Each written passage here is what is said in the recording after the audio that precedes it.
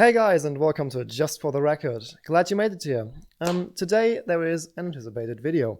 It's gonna be my record collection. First of all, those are too many records to put them into a single video, which means that there are gonna be multiple parts of it. I don't know how many now.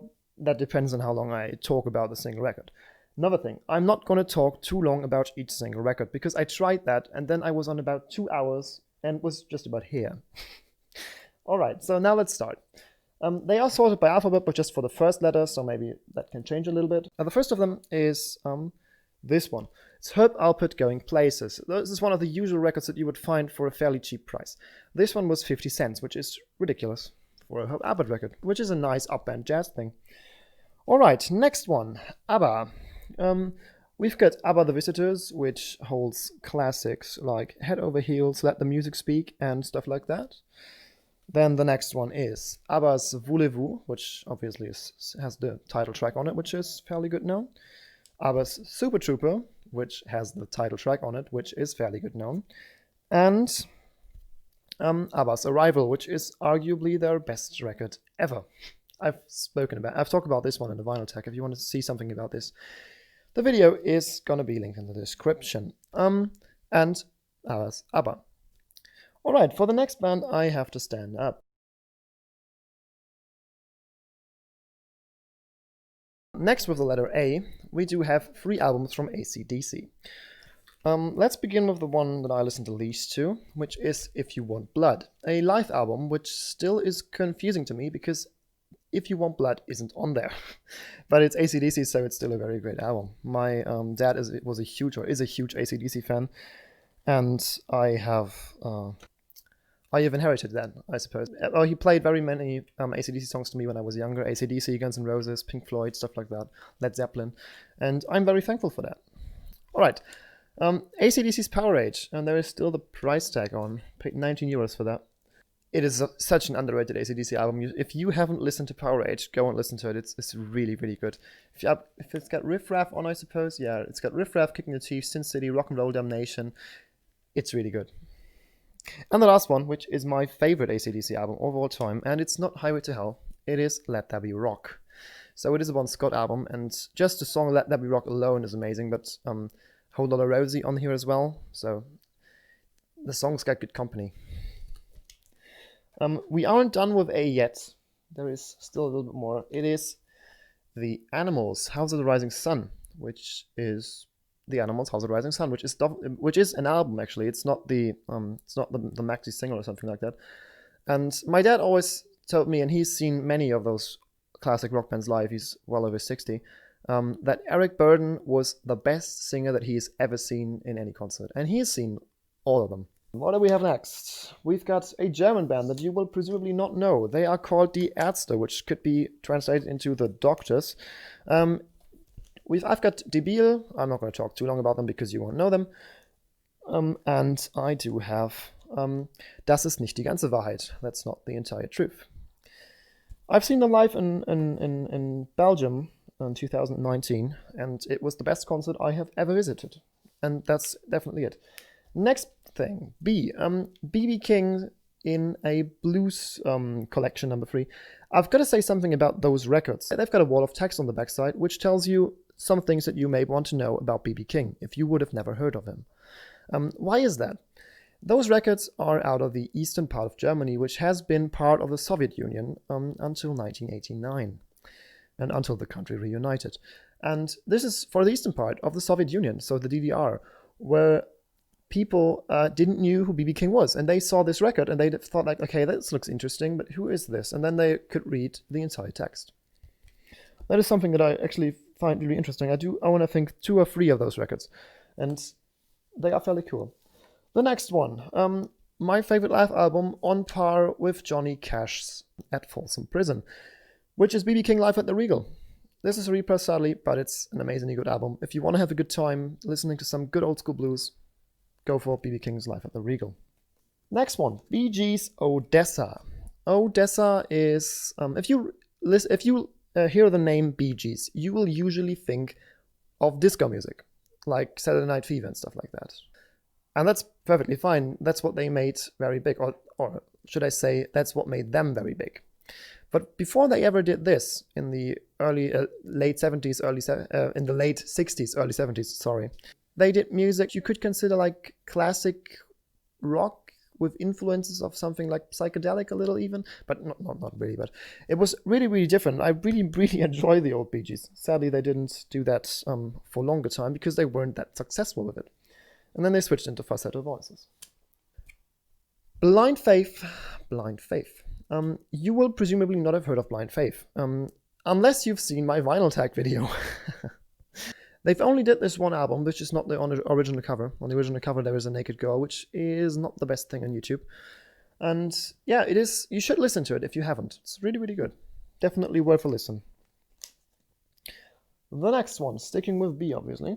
Oh yeah, we've reached David Bowie. David Bowie, Let's Dance. If I remember correctly, this is the record that Stevie Ray Vaughan played guitar on after David discovered him, which is great.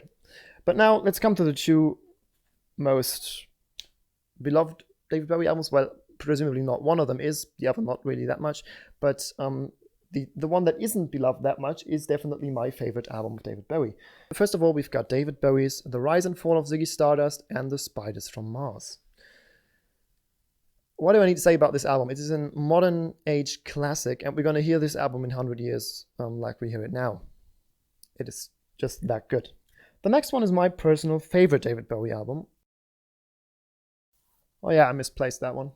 The next one is my personal favorite David Bowie album, and it is Aladdin Sane, or Ziggy Goes to America, and it really portrays the more disgusting side of stardom. Very, very good. And it's got such an iconic cover. It's just such a good album. Definitely one of my top 10 favorite albums of all time. Undoubtedly. Next one, you've waited for this one, The Beatles. First of all, my favorite Beatles record, which is Revolver. Always considered to be a little bit weaker than Abbey Road and the White Album and stuff like that, but I really, really adore Revolver. That's anything I can say about this. In my opinion, it is the best Beatles record that they've ever released. The next one, Sgt. Pepper's Lonely Hearts Club Band. Sad story about this record in particular. I always wanted to have one. This is a very old German copy. I think it's a repress out of the first two generations. But it's been a smoker who owned this thing, and you can definitely see that. The blue isn't blue anymore, but the record itself is in fairly good shape. Obviously, cultural icon as well. This is a record that I'm going to talk a little about, which is The Beatles. The Beatles self-titled album, or also called the White Album. This is one of the few that I'm going to open, actually. My mother handed this down to me. It is in a great condition. Even the outside looks very, very good as still. And that's because it hasn't seen daylight that much. In there are still the 4 portraits of the band members. I'm just seeing a quarter of them, so bear in mind. Paul McCartney, Ringo Starr, John Lennon, and obviously George Harrison. The poster is in here as well, and I think it has never been unfolded, and I'm not going to do that now because I'm an idiot and I'm going to ruin it when I put this back together. Yeah, really, really great. I love my mother for this, and I love this record. Beatles Abbey Road. Arguably on par with Pink Floyd for being for Pink Floyd's Dark Side of the Moon for being the most recognizable album cover of all time. And not just a good album cover, it is a good album as well. I mean, we've got Come Together, Here Comes the Sun. Obviously, who doesn't like the Beatles? Oh, there is another piece of Beatles record that I forgot, which is the Beatles rock and roll music. Not so well known, I suppose, but a great song for playing on a Friday night when having friends around. It's got songs like Twist and Shout and Helter Skelter, like the more harder hitting, the more upbeat songs from the Beatles, which is great. And I really, really like the cover. It definitely looks very, very good. Yeah, this is a record that I suppose you couldn't do like this anymore, which is Black and White Blues. And yes, those are blues artists divided by skin color, which is a shame. And you shouldn't do that.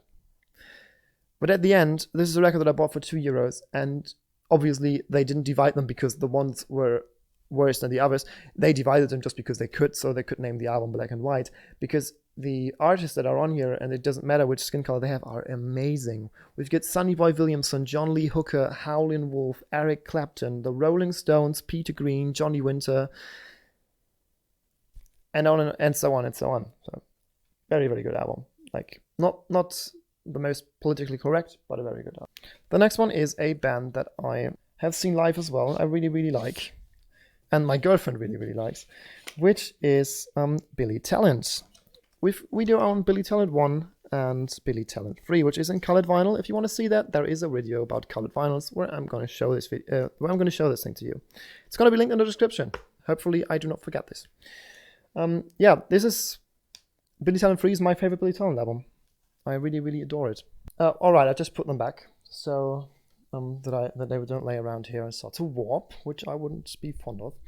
The next one is gonna be Boston's Boston, a classic as well. And actually, you wouldn't believe me, this is an album that you would usually find fairly often, but it took me quite a while to find this thing. I wanted to find it in real, so yeah, it took me quite a while. The next one, which is Johnny Cash Star Portrait. And I've already spoken about this record as well in the vinyl tag I did 2021.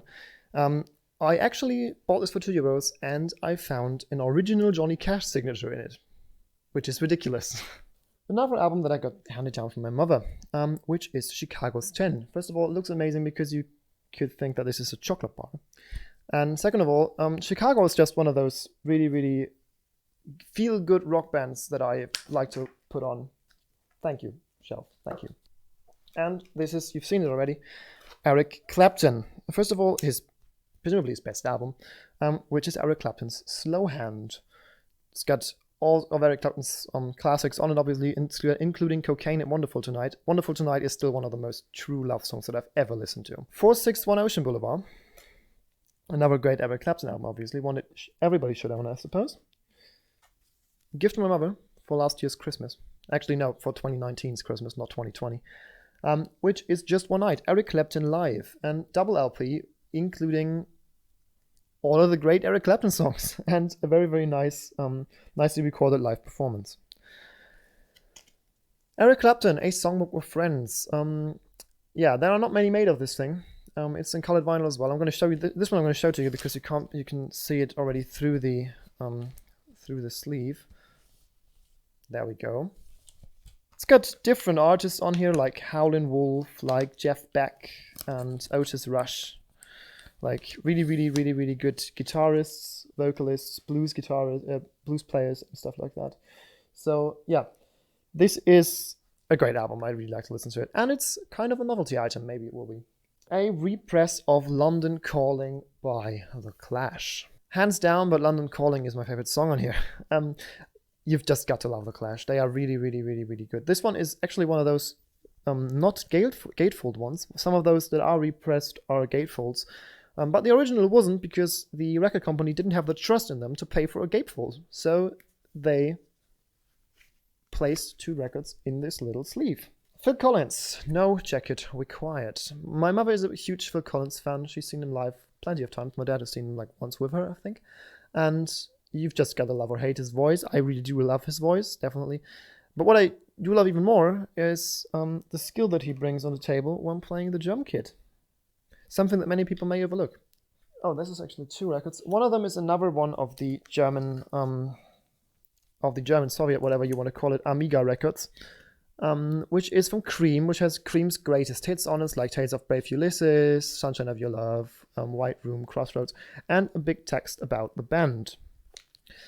The next one is a repress of Disraeli Gears by Cream, which is, in my opinion, their best album, which includes my favorite song from them and one of my favorite songs of all time, which is Tales of Brave Ulysses. This is a beautiful translucent green vinyl, which you can check out. I'm not going to do any more advertisement. Next thing, I'm not going to say too much about them. This is Deep Purple's Fireball. I am not the biggest Deep Purple fan. They are alright, but I haven't really found into the band. Maybe that will be the day that I say, oh yeah, no, you know what, Deep Purple, that is the band for me. But not today. Next one, 2 records as well, which is The Doors. The Doors. Like, if you want to listen to very, very good psychedelic rock, listen to The Doors. The Doors. It's just such a good album. Jim Morrison was a ridiculously talented singer and had a very tragic life, but that's how the story goes. You all know that. Next one, Doors as well, LA Woman. My favorite song is Riders on the Storm, but I could also say that it would be Crawling Kingsnake, but Riders on the Storm should be my favorite. Bob Dylan, Self-Portrait, a record I just bought because it was €1. I checked it up and the record itself is ruined. There was no way to listen to that, sadly, but it was just €1. So alright. Bob Dylan Real Live, including all of the great songs you want to listen to, like Maggie's Farm, Highway 61 Revisited, Tangled Up in Blue, Masters of War, Ballad of a Thin Man, Tombstone Blues, and all the other great Bob Dylan songs. I mean, he's the one that got booed out of a festival because he started to using an electric guitar, which nobody else did back in the day. And he is such a talented and sarcastic songwriter. Like, he could portray stories in his songs that other people just couldn't. I mean, he's the only person to ever, the only musician to ever get a Nobel Prize for his music. And did he pick it up? I'm not entirely sure. That's like Bob Dylan. He doesn't give a fucking shit about this. Bob Dylan's soundtrack to Pat Garrett and Billy the Kid. My dad gave this to me, and I have to say it's marvelous. I do remember watching the film when I was like 10 or 12, and I didn't really get it. I didn't know who Bob Dylan was. Now I do know who Bob Dylan is, and I have to say, my life changed for the better. Bob Dylan's Greatest Hits Volume 3. One that I got by my mother. Really, really good. We are already half an hour in this, at least recording. Cut, it's going to be a little less, but we're not even about well, maybe we nearly reached a third of the records that I do on.